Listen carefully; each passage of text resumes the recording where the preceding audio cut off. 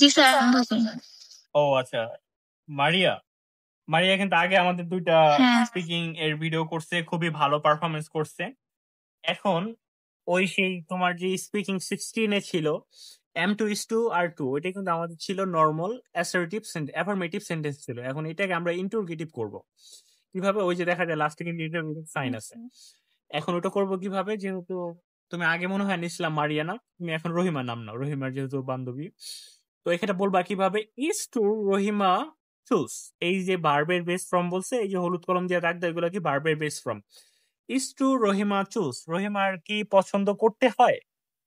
এটা একটা বাধ্যকতা বুঝায় না? এটা যখন প্রশ্ন রহিমার কি পছন্দ করতে হয়, রহিমার কি চাইতে হয়, এরকম ভাবে একটু বলে যাও তো মারিয়া। ওকে, আমি করবো। হ্যাঁ হ্যাঁ। ওকে।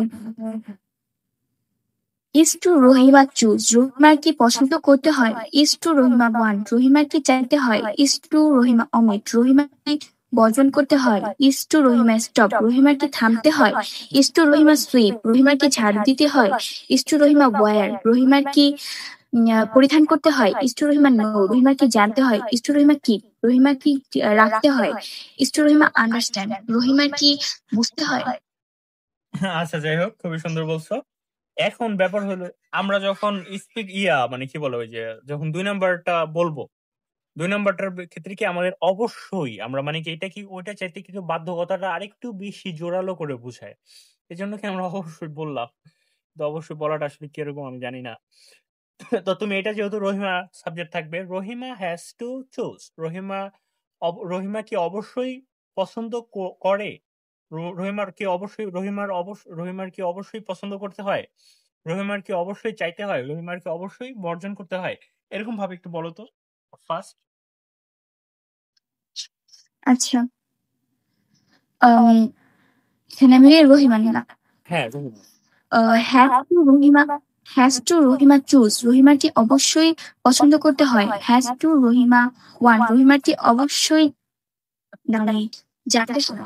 রহিমার মানে চাইতে হয়। Rahima has to Rahima, has to Rahima omit, রহিমার কি অবশ্যই বর্জন করতে হয়? হ্যাজ টু রহিমা স্টপ, রহিমার কি অবশ্যই থামতে হয়?